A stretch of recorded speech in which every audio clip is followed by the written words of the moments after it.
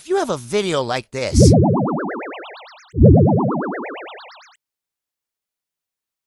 and you want to reverse it like this,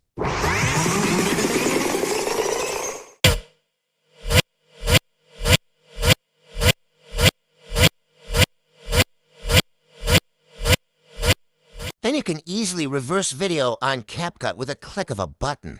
Head over to the CapCut PC. Then select the video you want to put in reverse, and click this button. Voila, your video is reversed.